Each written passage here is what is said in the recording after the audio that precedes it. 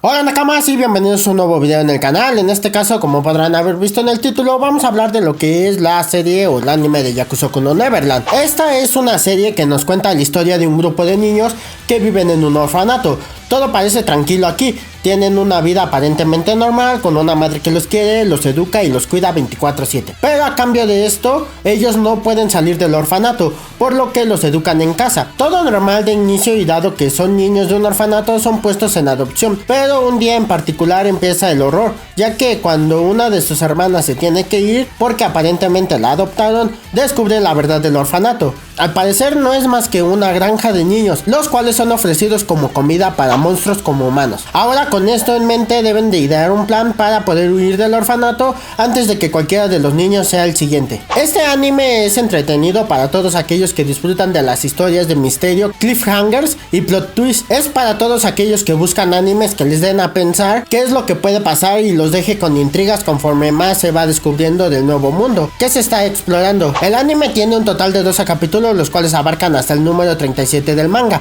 lo cual empieza a causar problemas, ya que los animes que no abarcan muchos números de sus mangas por lo general no son muy buenos, o si no pregúntele a One Piece con el arco de Dressrosa, por lo que si quieres continuar el manga después de ver el anime debes de hacerlo a partir del número 38 en adelante. Pero hay un pequeño problema aquí: a pesar de que el anime y el manga cuentan el mismo arco de la historia de Yakusoku no Neverland y tienen un inicio y final compartido que los hace parecidos, tiene una diferencia en cuanto al desarrollo con el que se va contando la historia, ya que no es de lo mejor en el anime, por lo que mi recomendación es que si quieres ver esta historia o quieres continuarla, inicies completamente desde cero con el manga, ya que hay puntos importantes que se saltan que pueden cambiar el entendimiento de la historia en futuros números, y es un problema ya que se supone que no debería de saltarse detalles si adoptaron tan pocos capítulos o tomos del manga, lo cual me hace dudar un poco del futuro del anime y de si lo van a seguir adaptando con una continuación.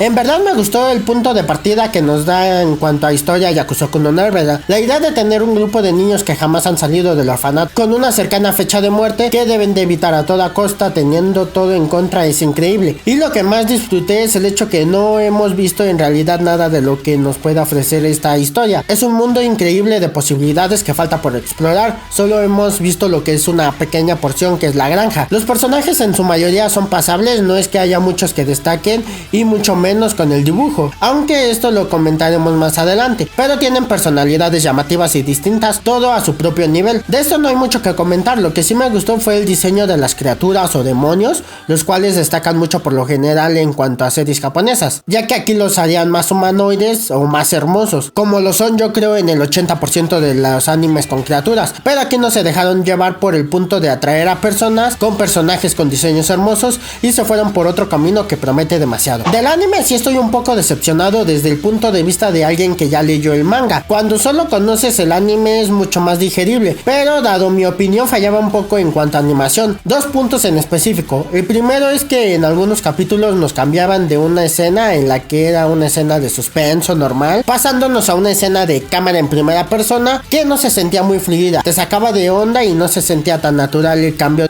Más que aumentar el suspenso, te cortaba la inspiración y lo interesante del descubrimiento en general. Por otro lado, a pesar de que la historia en un momento no debería de contar tanto del mundo exterior y centrarse en los niños del orfanato, fue un error el suprimir el hecho de que están en un posible mundo donde son gobernados por criaturas horribles, con el hecho de que no se nos vuelve a mostrar en ningún otro capítulo que no sea el primero a las criaturas en general.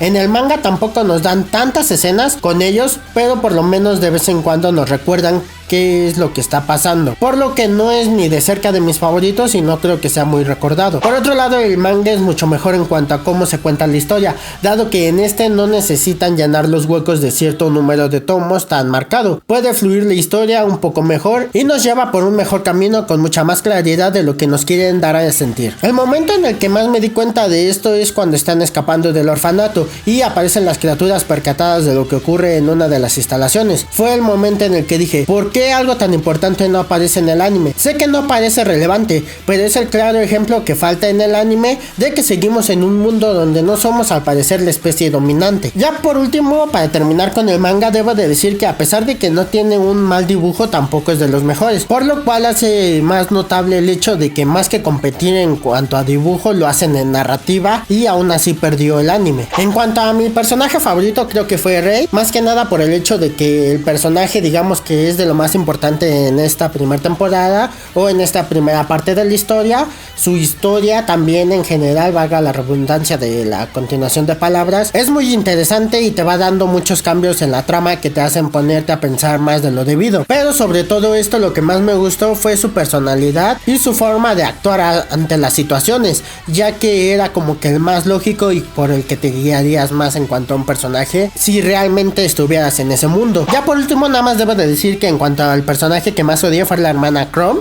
Fue un personaje que de verdad sentí que no se necesitaba para la historia, sobre todo en el anime. En el manga puede que todavía tenga un poco más de relevancia, pero en el anime no se nota mucho. Creo que fue un personaje que metieron de relleno simplemente para aflojar o ayudar más a la situación de los niños y que pudieran escapar más rápido o fácilmente. Su diseño me parece que es de los peores que he visto en los animes y su personaje parece que no tiene una personalidad que sea una base, simplemente va fluyendo conforme se necesita la trama de la historia. Si necesita que sea agresiva, es agresiva. Si necesita ser débil ante la situación o si necesita ser la víctima en su propia historia, lo tiene que ser, y no es como que una base sincera para lo que es un personaje como ella. Entonces creo que es el personaje que menos se desarrolló en cuanto a la historia. Bueno, eso ha sido todo, espero que les haya gustado. Déjenme en los comentarios a ustedes qué les pareció este anime sin dejar muchos spoilers. Y pues nada, nos vemos para el siguiente video.